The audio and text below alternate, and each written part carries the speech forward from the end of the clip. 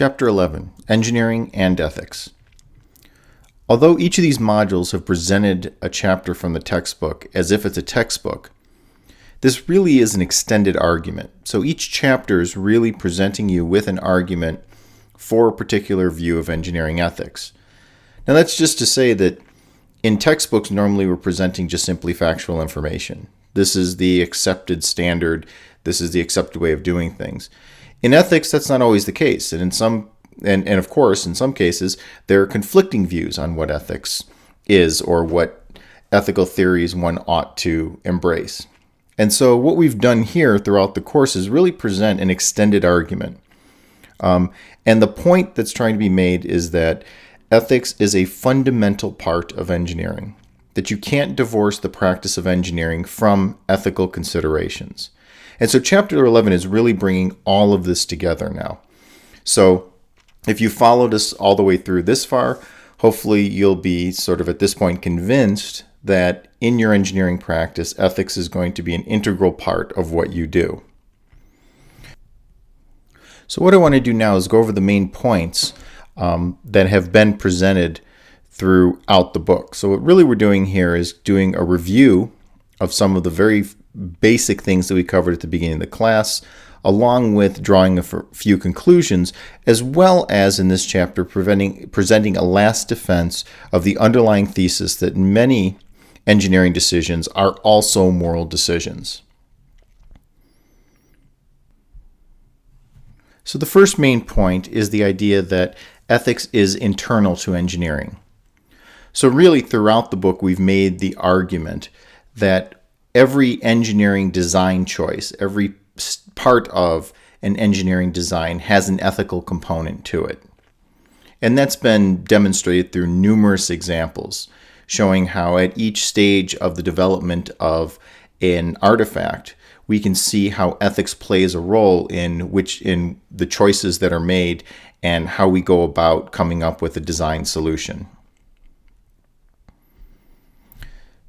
The next main point is that when a person becomes an engineer, they take on all the moral relations that attach to that role. So if you're becoming an engineer, there's more going on than simply looking at facts and figures or being able to draw on formulas. That when you take on the role of engineer, you're taking on something unique. You're actually taking on a different set of moral standards than you would in your everyday life. So that there's a distinction to be made between someone who's an engineer, a professional engineer, and someone in sort of their everyday life or day-to-day life and relations. The third main point is that ethics permeates the design process. So there's a number of ways in which ethics permeates the design process. Quantitative considerations alone do not determine a design solution. Right? So part of what we do as engineers, or what you do as an engineer, will be to make choices that aren't just based on quantitative reasoning, based on numbers. As an engineer, you're going to be responsible for whatever unnecessary harms come from the artifact that realizes a particular design solution. So when you come up with a design and you've made these choices, those choices could potentially harm others.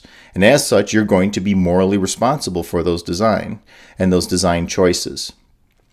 And the fact that we can conceive of the evil engineer and the benign engineer demonstrates that ethics is integral to the design process. Now, this last point is really an argument point, right? Saying if you still don't think at this point that ethics plays any role in engineering or the work of an engineer, then just go through this thought experiment. Right? Can I conceive of an evil engineer? Can I conceive of someone who designs something with the intent of causing harm? That they design something that is error provocative. They want to do this. And you say, well, yeah, of course I can do that. Well, if that's the case, then isn't it also possible that the opposite can be conceived of? Right? The benign engineer. The engineer that doesn't design in order to harm. That doesn't want people to be harmed by their designs. And if that's the case, then it seems that it shows that conceptually there's something going on in engineering that requires ethics, or that part of the engineering process is also an ethical process, right? It's a process of making ethical decisions while going through the design process. So this is a sense in which ethics permeates design. We've talked about this throughout the course, but this last point is one, again, that was also mentioned previously, but I think really helps to sort of solidify what we mean by ethics permeating a design. Right? We can conceive of these two types of engineers. The question is, what kind of engineer do you want to be? Now, if we remember way back to the very beginning of the course, we looked at, or we presented, I should say, the design stages. And having reached the end of the book, we can see that ethics actually comes into play at each and every one of these stages. So what I want to do now is just simply go over the stages that are presented in the text and show or talk about how ethics becomes a part of each of those stages. Now, the first stage was simply a statement of the problem. We noted that in a statement of a problem, it underdetermines the solution. Now, what you're going to notice in these first two that we're going to be going, the statement of the problem and the brainstorming of possible solutions, that we really didn't talk about how ethics enters in at this stage of the design process. And that's okay, because quite honestly, the amount of material that would need to cover would be sort of beyond the scope. So I just want to talk briefly, and Chapter 11 does discuss this briefly, how stages 1 and 2 really do have ethical components as well, even though we haven't discussed them. So again, the first two stages, a statement of the problem and brainstorming possible solutions. Now, a full explanation of how ethics permeates engineering in general, and not just the design process, would talk about these stages. And the textbook does mention, or I should say the book does mention, a couple of these. The Japanese lawyer example is one, a non-engineering example, but it gives you a sense of how ethics can come in even at the stages of stating the problem and brainstorming possible solutions, right? So our ability as human beings to look at a problem, how we conceive of the problem. This is also, by the way, the guillotine example, right? When the engineer looks at the malfunctioning guillotine versus the Wall Street banker looking at the guillotine. What's the problem? What are the possible solutions? That's really going to be formed in a lot of ways by our sort of moral outlook.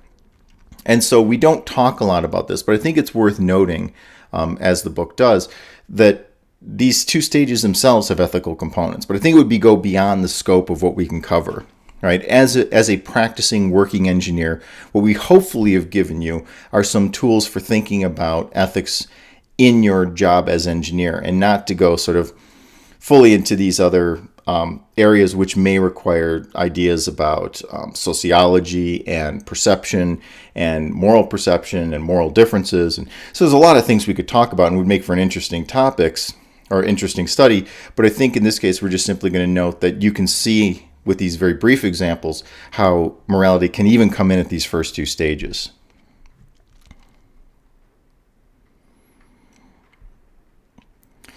The third phase is the choosing of a solution. I think we talked quite a bit about the choosing of a solution. As you see, choosing a solution requires choosing between competing values, right? So one of the very good examples, I think, is the airbag example, where no matter what you do, you're making a value judgment. How you design the airbag solution, how you design a seatbelt for a car, you're implicitly making a value judgment.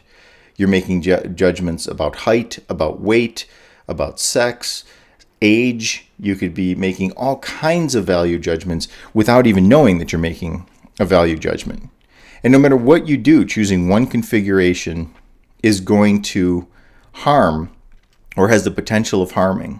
And so choosing one configuration of harms over another is a moral decision, right? You're saying, look, I've weighed the possible harms. I understand that this design could potentially hurt someone, and I've decided that this is the morally appropriate harm. Or of the two, this harm is less likely, or this harm is more justifiable, or however you want to phrase it. But notice that in just choosing a solution, as we've talked about over and over, you're implicitly making a value judgment. The fourth stage was doing the detail work necessary to make it clear how the solution would work in solving the design problem. Putting the chosen solution to paper to make everything clear about how it is to work and be built. And here again, when you got to this stage of a design solution, we saw that there were a number of moral components that came in. Primarily, the role morality of the engineer. All right, so these are, or at this stage, what we're really talking about are both external and internal role moralities, right? The role of the engineer externally in relation to others and to society, but also the role of the engineer to be responsible for their own skills, for their own internal sort of moral compass. And so as you go through, you have to be able to see, as an engineer, am I taking into considerations how one design choice can ripple through, how one design change can ripple through my design process. And of course, questions about the detail work in how something is built will also bring in those other sort of moral considerations. Which materials will I use? Does this design allow for the artifact to be repaired or recycled or reused? So all of those things become part of your role morality as an engineer. These are designs internal. It comes at this stage when you're solving the design problem and getting down to the specifics, right? Really putting in the detail work now into a design. And you can see how your role as an engineer and the role morality that we spoke about becomes part of this process. And finally, it's the realizing of the design solution in the artifact, the final step. And this again requires thinking about how differing design solutions to a single problem will produce different effects, including harms. And so this sort of encompasses the previous steps as well, right? So these are really, there is some gray area between these two.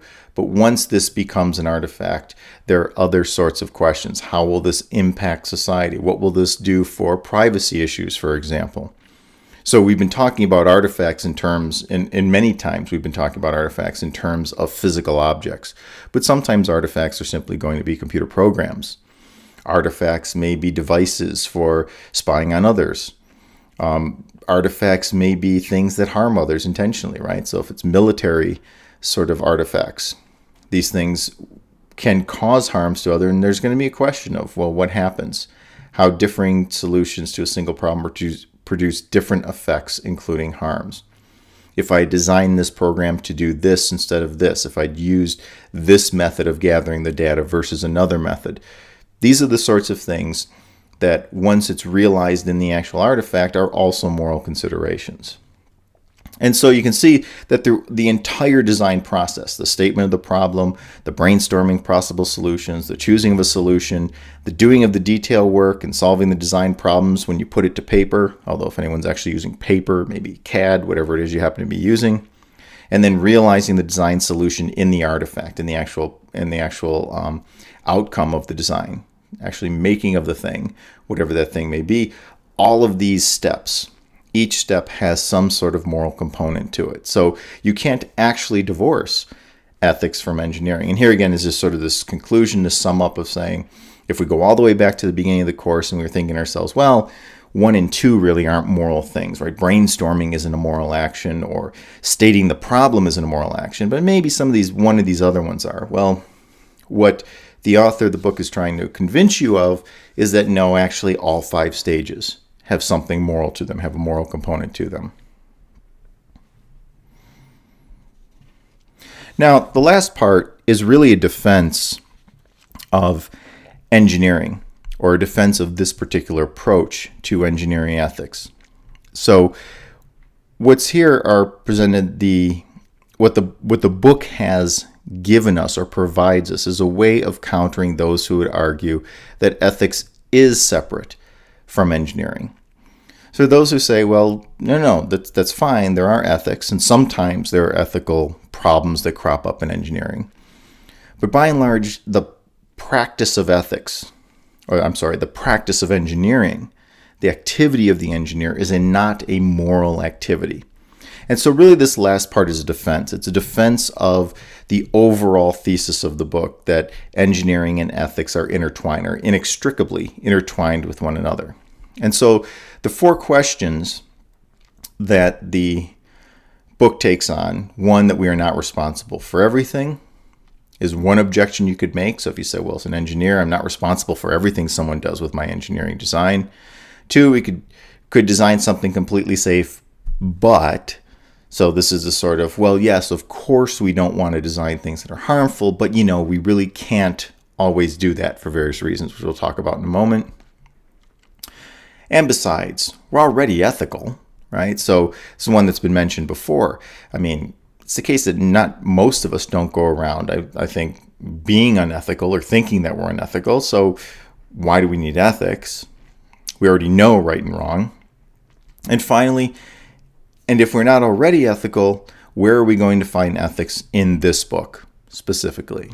All right, so you'll notice in this book we didn't talk a lot about competing ethical theories. I gave you some of that at the beginning. I wanted you to be aware of competing theories. I wanted you to be aware of very bad theories of ethics, sort of relativistic sort of theories and individualistic sort of theories.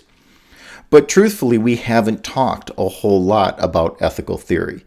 So ethics here, the response to this objection, and if we are not already ethical, where would we find ethics in this book? The question really is, where do we find ethical theory in this book? So let me just take these in turn, sort of the responses that we can give to these sort of questions. So we're not responsible for everything. But the truth is, and if the argument's been persuasive for you at all, engineers are responsible for some things people do with artifacts, especially those based on error-provocative designs. So while it's true, I can't know what you're going to do with a computer if I design a computer or if I design an operating system. You could be using it to bully people. You could be using it to steal personal information or bank account information. There's any number of things you could do with my design. How can you hold me accountable for that? And I think error-provocative designs and this concept or idea of an error-provocative design makes us stop and say, well, no, that's not actually true. While it's true I can't control everything you do with my design, there are certain things I can do to provoke errors, and those really aren't the user's problems, right? The user who is well-motivated, intelligent, and well-trained, it's still possible that what I do as an engineer could cause harm even for those people. And engineers are responsible for those things that go into a design which may cause harm later. So I don't necessarily have to cause the harm right away and say, well, see, can't be responsible for what people do, but I can foresee that the thing that I design may not last forever. I mean, the idea of mercury switch examples, fluorescent bulbs are an example, right? What do we do with the mercury from switches or bulbs when they're no longer useful, when they break, or when they've exceeded their lifespan, like a fluorescent bulb?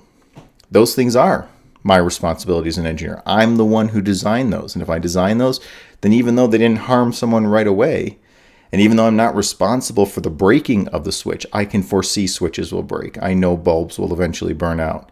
And so there is, in fact, a moral responsibility that goes, even though I'm not responsible for everything, I am responsible for something. We could design something completely safe, but, well, what's the response? Well, of course, if we want to say that the only thing I'm supposed to be thinking about is safety, and that's the only ethical concern, then maybe that objection would have some merit. But ensuring that individuals are safe is not all there is to ethics, right? So it's not just about safety. In fact, sometimes it's about balancing various interests, right? So avoiding setting back the interests of others is, for example, also important. So it's, of course, quite possible that, yes, safety and harm are issues, but even where there's not real harm, sort of the physical harm or really deadly harm, it's still the case that my design can set back someone's interests. And that does seem like I've done something wrong. They don't have to be completely safe, but I should at least take into consideration that there are other things beyond safety that I should be considering in my designs. And so we could design something completely safe, but no one would want to buy it or it would be too expensive. Well, that's if safety is the only concern of an engineer. And that's clearly not the case. And I think this is where, in fact, additional work in ethics would be beneficial to engineers. And I think that's when we start talking about things like individual rights or privacy or respecting individual interests or choices. So there are a number, I think, of interesting examples that come up when we talk about engineering with regard to these other moral elements, right? So if I have an obligation to respect people's choices, then that would, say, influence the way in which I design a computer program, right? So this is the argument made with open source software and how locked down should software be. Well, that becomes a moral consideration. It's true, I can write a piece of software that's very locked down. I can write software that's not so locked down. And so the question is not about safety, but it is about setting back the interests of those who might want to go in and tinker with something that they've purchased. And so there's other sort of moral considerations that might come up. So if you put it only in terms of engineering should only be concerned with safety, then okay, again, this objection might be telling, but it seems to me there's more than ethics than just safety. There are interests, legitimate interests, and those interests can also translate into rights, into choices, autonomy, and other sorts of moral considerations as well. And besides, we are already ethical.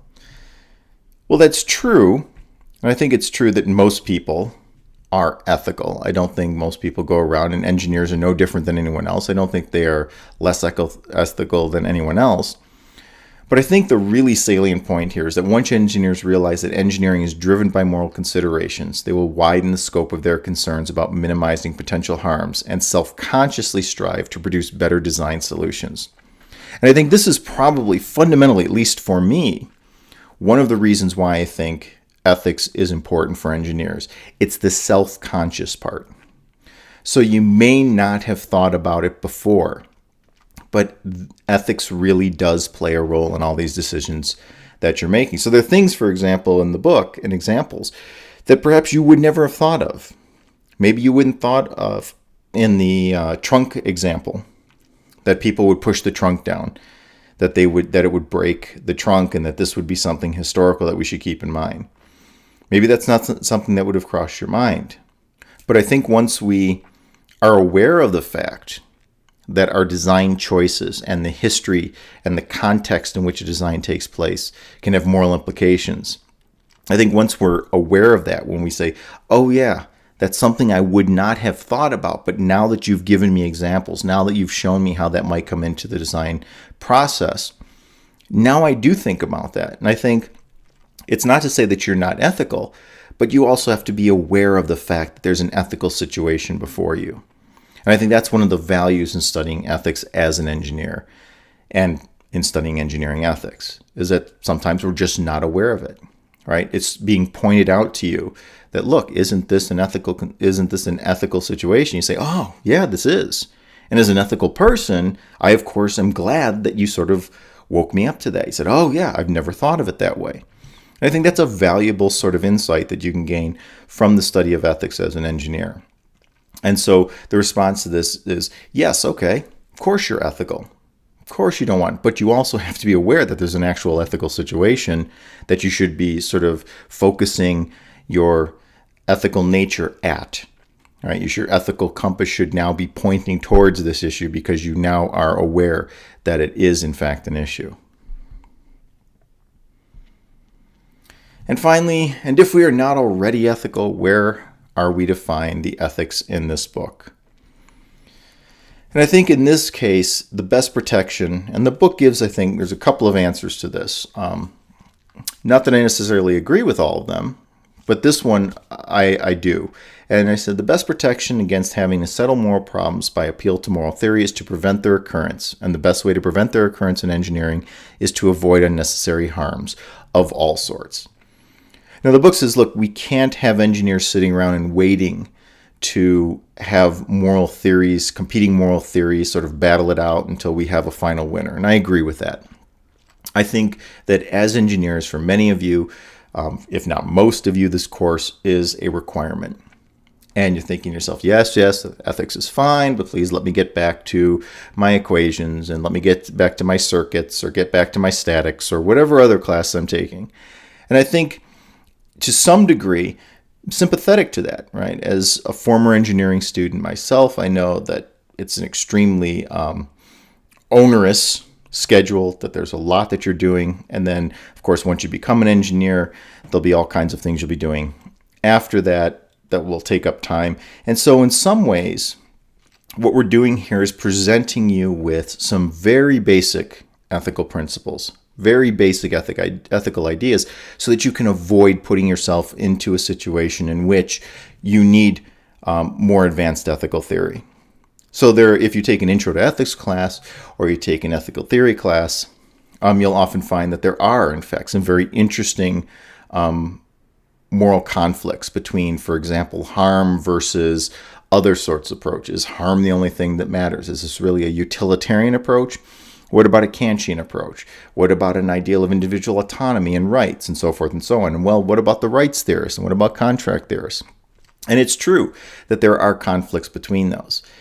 And if you were an ethicist or if you were becoming a philosopher, then maybe this is something we would focus on. But I think for here, what we're looking at is saying, look, if we can avoid you getting into ethical problems or more serious ethical problems by giving you some fundamental principles, some fundamental ideas, some fundamental things to keep in mind, then I think this might be the best approach for individuals who are really busy and who really need to get sort of to the core. What is it I need to do to make sure I'm not doing something wrong? And the best protection against having to go in to get to these more fundamental debates about rights and individual rights and autonomy and so forth is to maybe avoid those problems to begin with. So a very practical sort of approach to ethics.